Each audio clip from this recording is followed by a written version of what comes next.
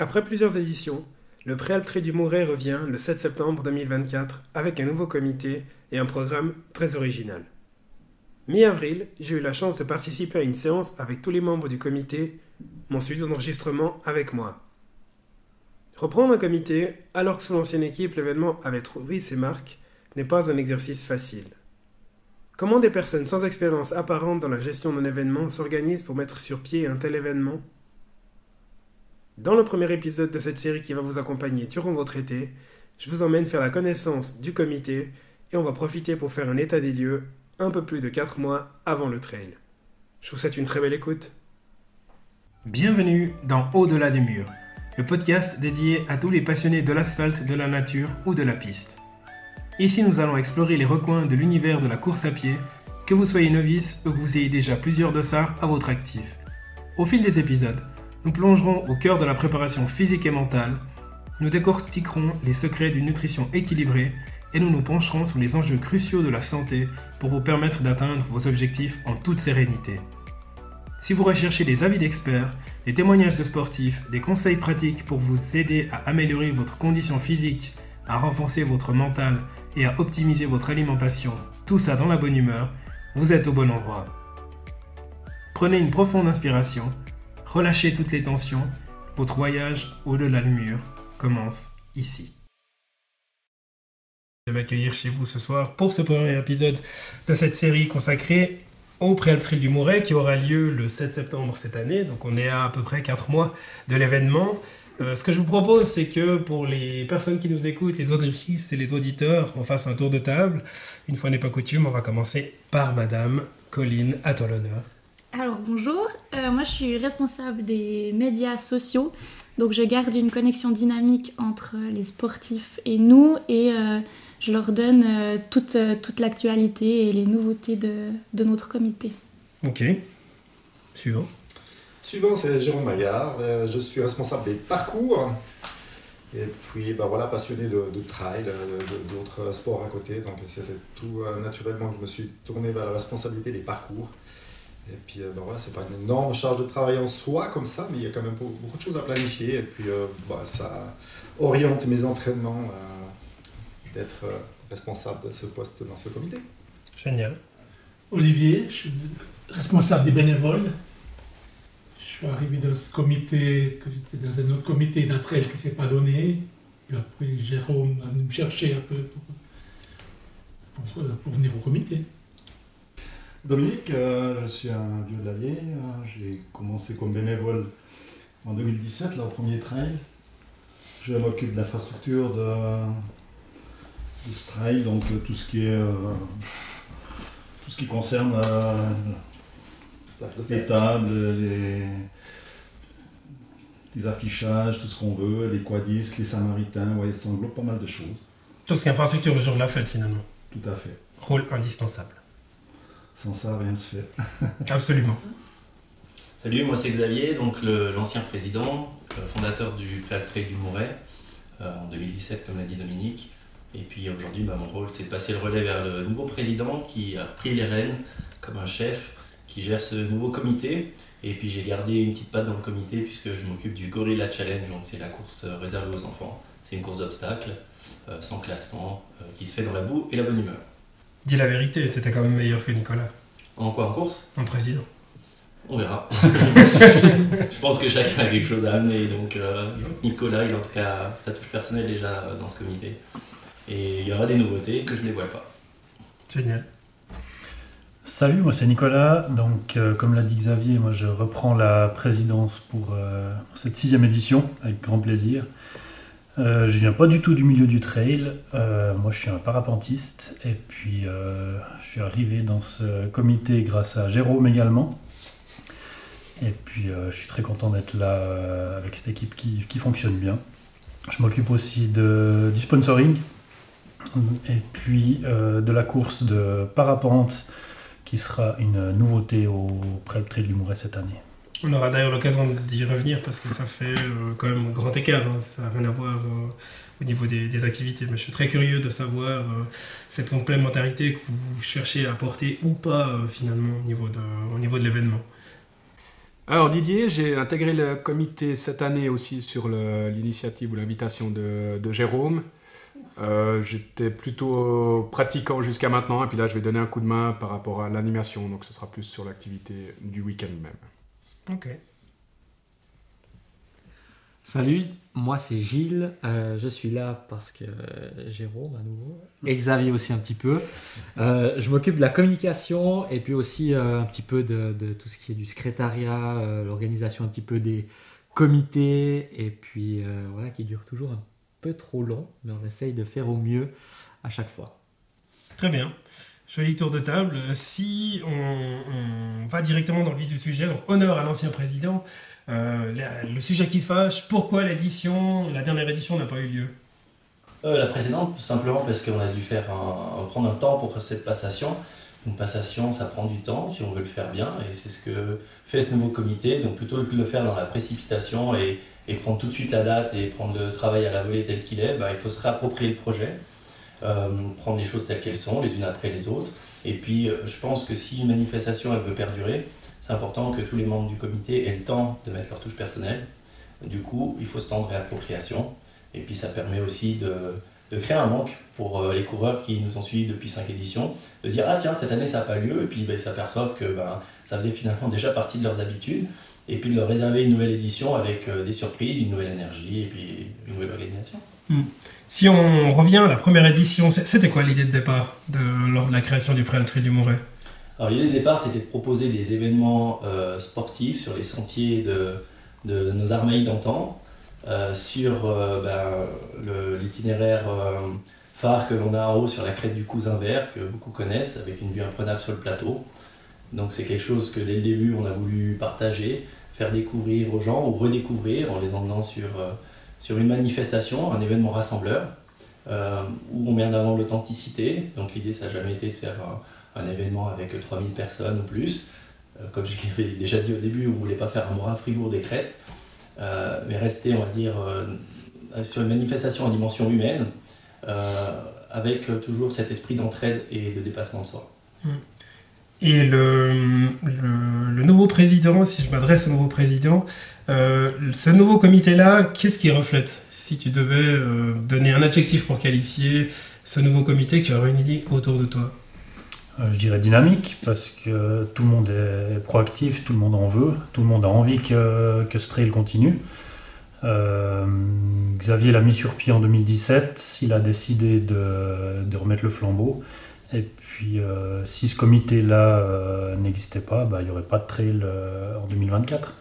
Donc, je pense que c'est important que toutes les personnes autour de la table soient dynamiques, et puis c'est le cas. Tout le monde s'entend bien, on a une bonne énergie.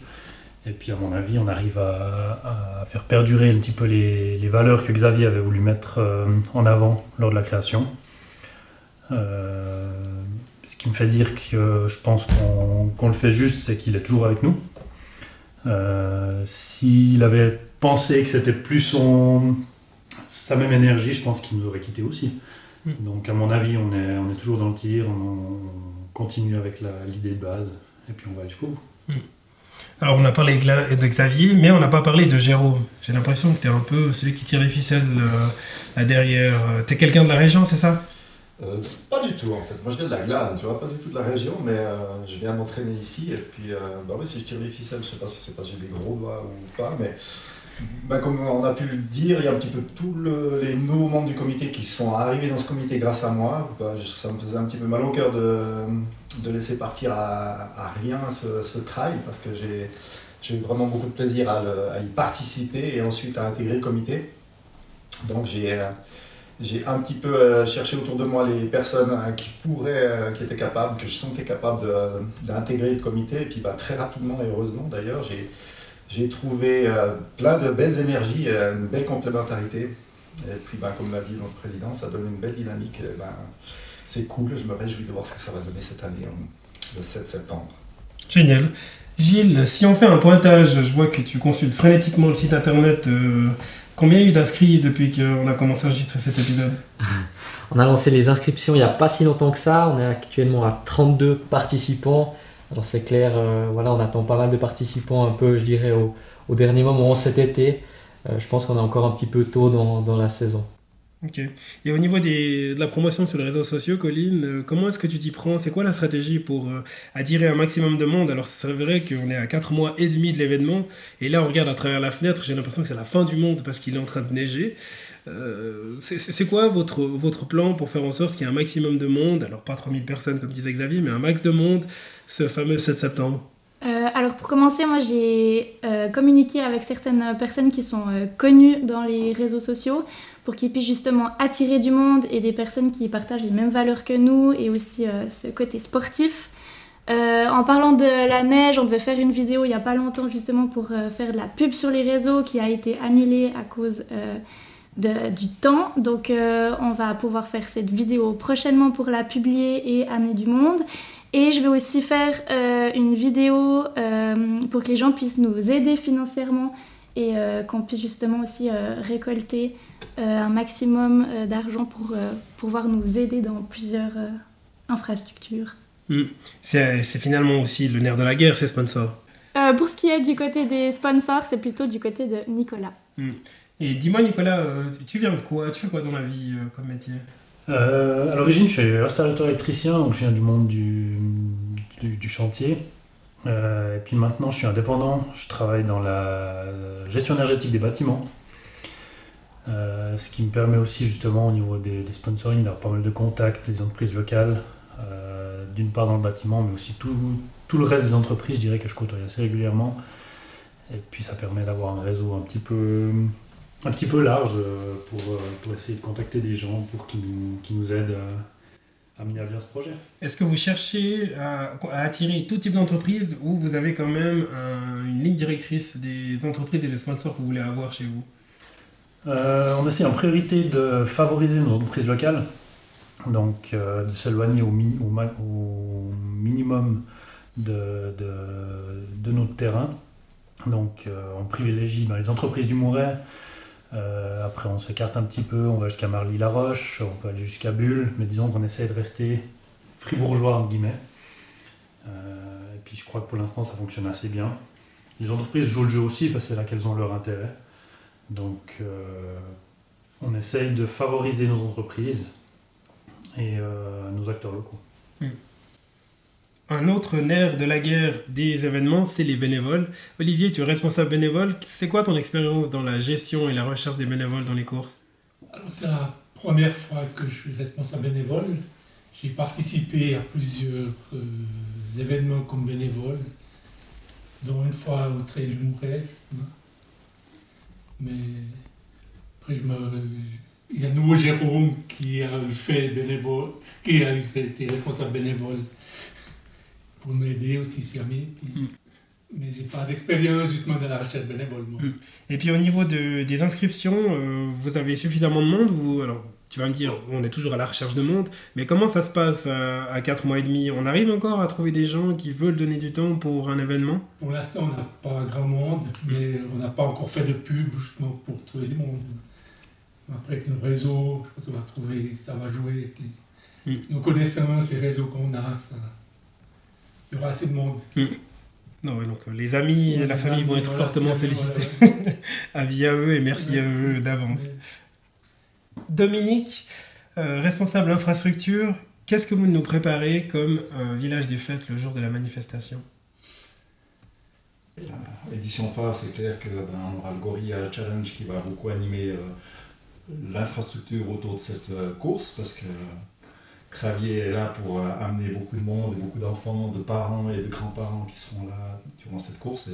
Et je pense que là, c'est aussi un point important pour notre manifestation. Si on vient justement à ce Gorilla Challenge, Xavier, c'est quoi la volonté justement de proposer ce genre d'activité-là quand il y a un trail? Alors justement, ce que j'avais dit en introduction, c'est que je veux que l'événement soit rassembleur, authentique, et puis je trouve injuste que les enfants n'aient pas leur propre course. Puis là, c'est pas on fait une course pour faire comme les grands, ils ont leur course à eux. Ce sont les seuls à avoir une course d'obstacles. Donc là, on n'est pas dans ces événements parce qu'on sait que c'est pas les enfants qui ramènent de l'argent et qui permet à la manifestation de tourner, puisqu'on demande une finance d'inscription qui est finalement dérisoire. Le but, c'est vraiment de les faire participer et qu'ils vivent eux aussi la manifestation, l'événement à leur façon, avec des obstacles et une course qui a été pensée exclusivement pour eux. Donc ils peuvent se vanter de dire écoute, moi j'ai fait une course peut-être plus dure que toi papa, de leur point de vue, regarde dans l'état où je suis sorti. C'est la seule course où finalement on voit les parents qui crient sur leurs enfants pour leur dire mais vas-y, mets-toi dedans. Alors que d'habitude quand on croise des parents on leur dit mais ils vont plutôt avoir tendance à faire éviter les flaques d'eau. Tandis que là, on va avoir des obstacles pensés pour qu'ils se salissent et puis qu'ils y aillent et qu'ils donnent tout. Donc ça effectivement, ça va être l'occasion de partager quand même certains bons moments au niveau de la convivialité. Au niveau des animations, cette fois, Didier, c'est pour toi. Oui. Au niveau des animations, qu'est-ce que vous nous mijotez d'autre ? Alors l'idée, c'est de faire en sorte que les gens aient envie de rester après la course. Pour ça, on aura un groupe local qui viendra pousser la chansonnette, on va dire. Alors le programme exact n'est encore pas défini, c'est clair, on est un peu tôt. Par contre, il y aura de la musique, il y aura du DJ après. Et associé à ça, on a aussi pu, comme l'a dit Nicolas, travailler avec du local, c'est-à-dire que le fournisseur de bière, donc pour l'après, direct après et dans la soirée, sera un producteur local qui s'appelle Là-haut sur la montagne et qui va nous permettre de se déshydrater, ou de s'hydrater plutôt, quoique la bière ça déshydrate aussi un peu, mais avec de la qualité et puis du local. Donc l'idée c'est vraiment que les gens puissent rester, puissent partager, puissent écouter de la musique, et vraiment partager. Je pense que ça rejoint un petit peu l'idée de Xavier de base. Ça doit rester un événement où on a envie de rester et de partager avec les amis. Si on regarde au niveau des autres activités qu'il y a dans la région, il y a également le Gruel Trail Charvet qui a lieu, alors c'est pas du tout la même période, mais au niveau de la complémentarité avec les autres activités dans la région, comment est-ce que vous vous situez ? Bon, on est peut-être en fin de saison au niveau du trail, c'est vrai, mais on est aussi dans une région où on peut se permettre parce qu'on va moins haut qu'en vallée et tout ça. Donc on ne va pas prendre la priorité des trails où tu as envie de monter à 3000 mètres.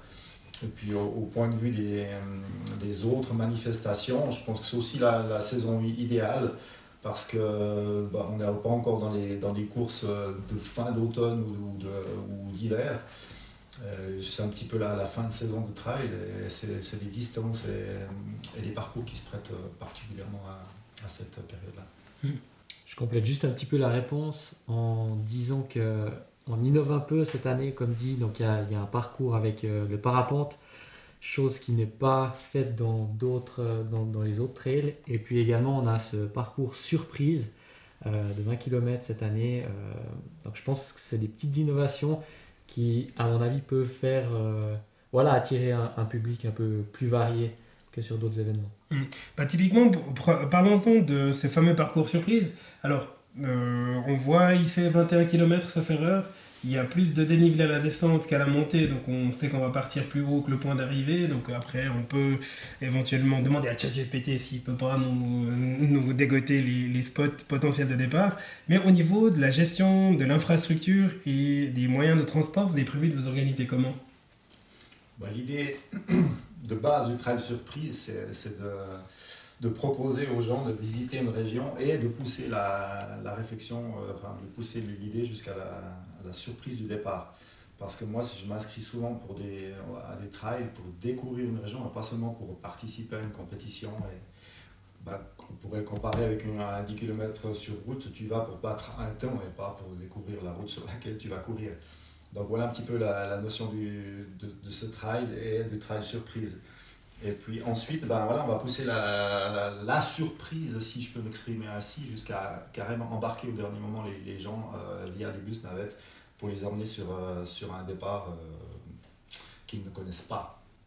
Et puis bien entendu, pour que ce soit surprise jusqu'au dernier moment, le lieu de départ ne sera pas un lieu de départ avec une immense arche et puis plein de flyers dans tous les sens et de beach flag, mais vraiment quelque chose de très typique de la région et de très sommaire. Mais par contre avec une ambiance sympa et où on se plongera vraiment dans le local et dans le terroir avec plein de surprises. Au niveau de la gestion, de la communication des sportifs, alors je trouve que l'idée est vraiment géniale, mais au niveau de la préparation des gens le jour de la course, comment est-ce que tu as prévu de leur transmettre les infos progressivement pour qu'ils en aient suffisamment sans trop comprendre où ils vont aller ? Alors j'imagine qu'il y a tout ce qui est l'aspect lié au matériel obligatoire, mais tu as prévu de rien leur dire jusqu'à, admettons, la veille du départ ? C'est l'objectif, effectivement. Donc c'est un parcours surprise. Ils ont 2-3 informations qu'ils peuvent trouver, comme tu l'as mentionné, au niveau de la distance, au niveau du dénivelé. Et puis, voilà, on va rien leur dévoiler. Le but, c'est vraiment une découverte totale. Donc, jusqu'au dernier moment, ils ne sauront pas où ils vont démarrer et quel parcours est-ce qu'ils auront. Et il y aura une limite d'inscrits ou pas forcément pour cette catégorie-là ou pour les autres en général? Non, on n'a pas forcément prévu un nombre maximum de participants. Par contre, si je peux rajouter quelque chose, c'est que si on se retrouve avec beaucoup d'inscrits et beaucoup d'intérêt pour ce trail surprise, ce qui nous enchantera, ce sera la preuve qu'on a eu une bonne idée avec ça, on va faire plusieurs départs, ce qui nous permettra de gérer aussi mieux les bus. Et puis une autre chose à rajouter, c'est que aussi pour aller dans le sens de la découverte, on va faire je ne sais pas si c'est une première dans le monde du trail, mais on va proposer aussi ce parcours aux Nordic Walkers.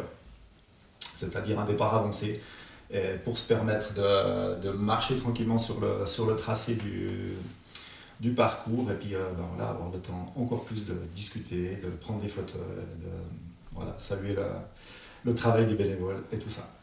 Vraiment découvrir à fond le parcours.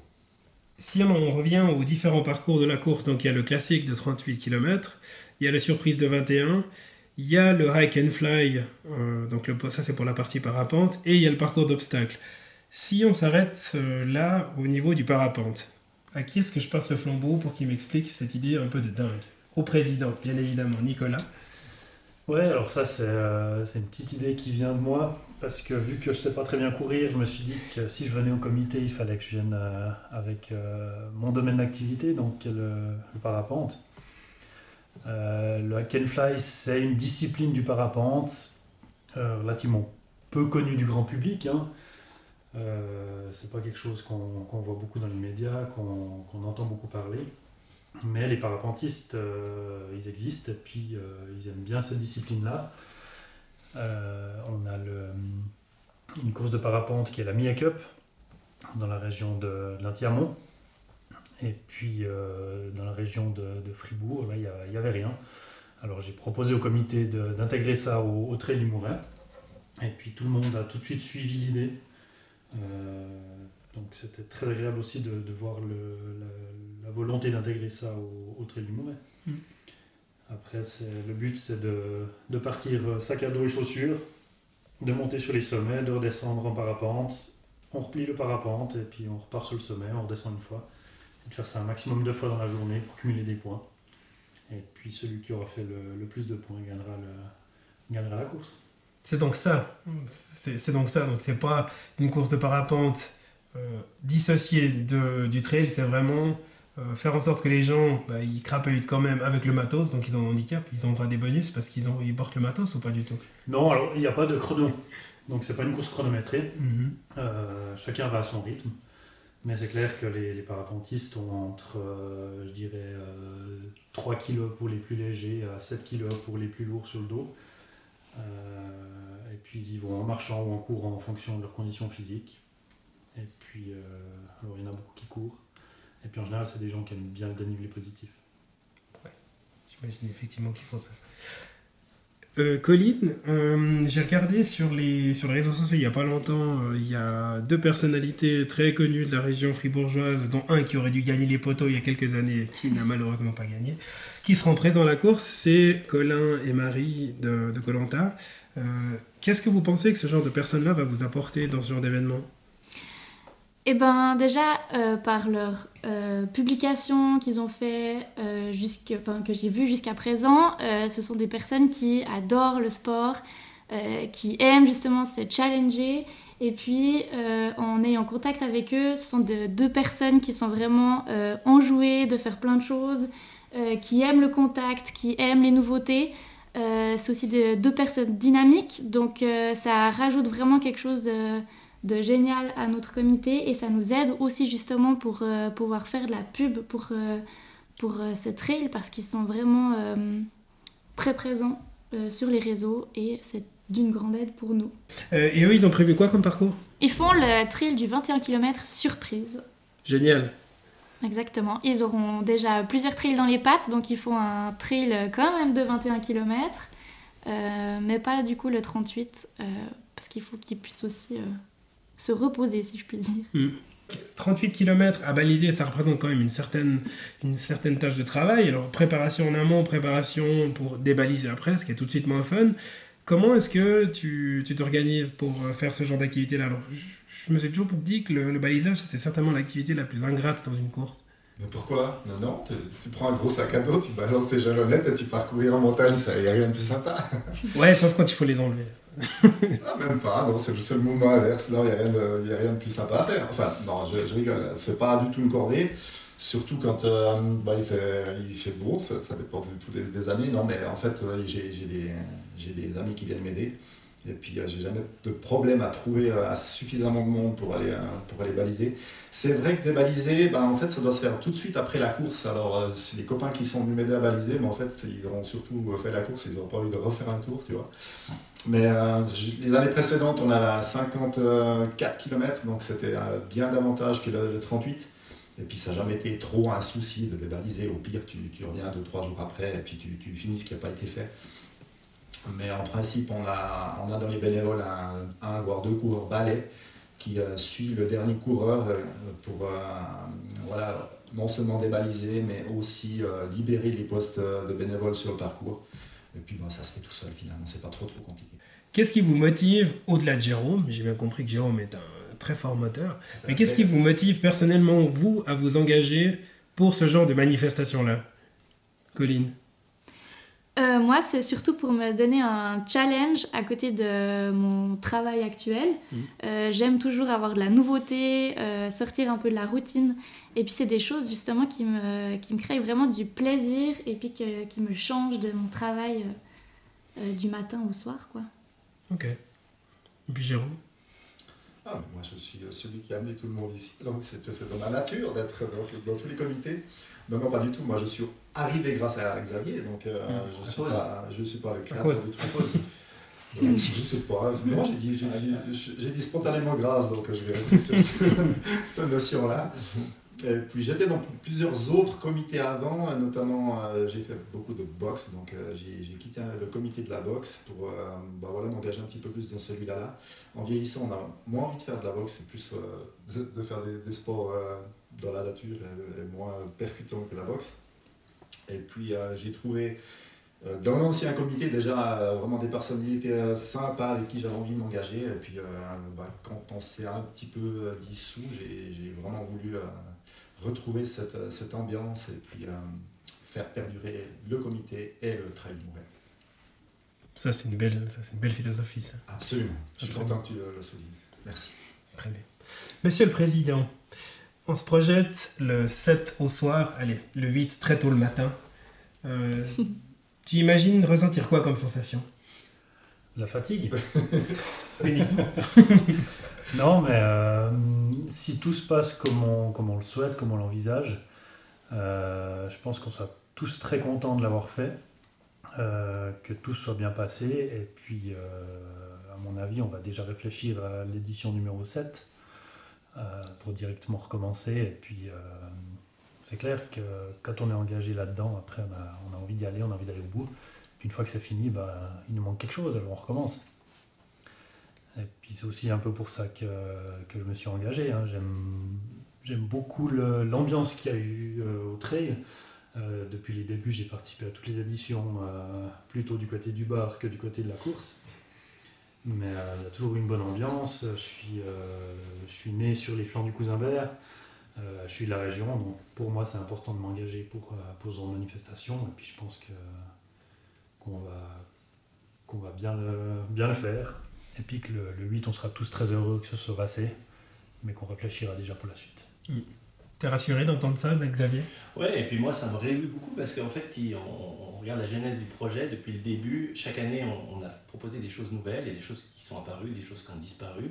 Parce qu'en fait, on prend l'énergie de ce comité qui se renouvelle en permanence et aussi on écoute les participantes qui nous font des retours enthousiastes pour certaines choses, qui nous donnent aussi, eux, des nouvelles idées. Et sous ces inputs, on va pouvoir les utiliser et c'est ce qui nous donne de l'énergie pour remettre le couvert, l'édition suivante. Et puis même proposer d'autres choses. On a même fait des conférences trail, on a fait des stages trail, on a fait une Burgerwald Survival Trail. inspiré de la Barclay. Gorilla Challenge, c'est aussi issu de tout ça. Donc on s'inspire de ce qu'on voit sur les autres manifestations, on s'inspire aussi de ce qu'il y a dans notre tête, parce qu'on a tous un petit grain de folie. Et puis le jour J, on met les dernières énergies qui nous restent, et puis le lendemain on est raide, comme après un ultra. Et puis on dit plus jamais. Et puis 2 heures après, on dit ouais c'était trop bien, les gens adorent. Et puis même si on a une météo défavorable ou un grand soleil, il y a toujours des choses à améliorer, mais il y a tellement eu de bonnes choses que voilà, on garde le meilleur et puis on essaie de faire encore mieux à chaque édition. C'est le voyage qui vous amènera jusqu'à la course qui est intéressant, qui mérite d'être vécu. C'est ça, oui. Plus que le jour J, je dirais. Le jour J, il est super, c'est la cerise sur le gâteau, mais il ne faut pas oublier le gâteau. Et puis, comme je te parlais de genèse du projet, en fait, moi, ce qui me réjouit, c'est que ce ne soit pas un copier-coller. Oui. C'est que ça évolue, c'est qu'on propose des nouvelles choses. Là, on va du côté des airs. Un jour, ça sera peut-être du côté de l'eau, du feu, il y a plein de choses. Il y a de quoi faire. Voilà. C'est plein de promesses, en tout cas. Au niveau de la préparation, donc, on est à 4 mois et demi de la manifestation, donc les comités, j'imagine qu'ils vont s'accélérer. Qu'est-ce qu'il vous reste à faire, Monsieur le Président ? Il nous reste beaucoup de choses à faire, mais disons que le plus dur, à mon avis, est fait. C'est que tout le monde se mette d'accord autour de la table. On a lancé une nouvelle version de notre site internet. On s'est lancé sur les réseaux sociaux. On a attribué le chronométrage, donc c'est un gros morceau. On a défini les parcours, maintenant qui sont définis. On a les autorisations pour les tracés. Et puis maintenant, on a les gens qui s'intéressent à notre course. Donc maintenant, je dirais que le train roule. Et puis ensuite, on a des questions de détails, je dirais, à suivre et puis à avancer gentiment. Qu'est-ce que ça te fait, Gilles, quand on te parle de la course et puis qu'on ne sait pas que tu es responsable de la communication ? Bon, je me réjouis qu'on arrive au moment voulu parce que c'est clair, c'est toute une organisation qui prend quand même pas mal de temps. On a vécu aussi quelques péripéties au début pour remettre le comité en place. Donc là, vraiment, on espère que tout roule le jour J et puis que la météo soit aussi de la partie. Ça nous ferait super plaisir. Bon, comme aujourd'hui, mais en mieux, c'est ça. C'est ça. Un peu plus chaud aussi. Ouais, ça devrait aller. On va croiser les doigts en tout cas. Toi qui nous poses des questions, j'en ai une pour toi. Est-ce que tu vas participer? Si oui, sur quelle distance? Alors, quel site te réjouit le plus? Alors si je participe, ça sera le 21 km. Au Gorilla Challenge, peut-être que je viendrai avec mon gamin, mais je suis pas sûr. Ouais, j'ai l'impression qu'il a un truc avec les scouts, lui. Et moi, si je participe, ça sera le 21 km. Parce que justement, cette idée de surprise, et puis pour rejoindre ce que disait Jérôme, c'est extrêmement intéressant. C'est vrai que c'est une région que je ne connais pas du tout. Pouvoir découvrir la région, m'arrêter, prendre des photos, prendre le temps, c'est vrai que ça sera vraiment quelque chose que je me réjouis de faire. Mais il faut que je regarde au niveau de mon planning si ça match. Je voulais juste rajouter par rapport à une petite anecdote par rapport à ce que tu viens de dire maintenant. Moi, j'ai vécu les premières éditions comme quoi j'étais pointeur et je me suis retrouvé en haut du Cousin-Bert, étant le gars qui gagne le grand trail des 50 kills, qui arrive au sommet du Cousin-Bert, il s'arrête, je me dis mais qu'est-ce qu'il fait? Il se retourne, il prend son appareil photo, il fait une photo. Et là, c'est magique, quoi, c'est magique de voir ça. Alors pour ça, rien que pour ça, c'est tellement emblématique la région que ça fait plaisir d'être sur place et dans le comité des trails. C'est une belle philosophie, c'est la philosophie du trail où on prend effectivement plus le temps de s'arrêter pour admirer les paysages. Bon, c'est sûr qu'un marathon, il y a de la route à avaler, donc il faut y aller, quoi. Madame, messieurs, merci beaucoup en tout cas pour ce premier épisode, je me réjouis de la suite et puis je vous souhaite un très bon comité. Merci. Merci.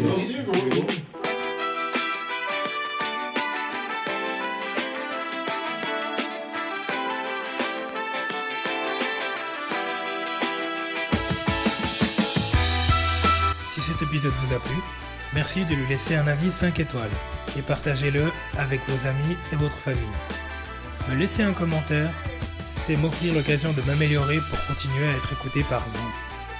D'ici la publication du prochain épisode, vous pouvez retrouver mes aventures sur le compte Instagram podcast Au-delà du mur. Portez-vous bien, allez à très vite, ciao!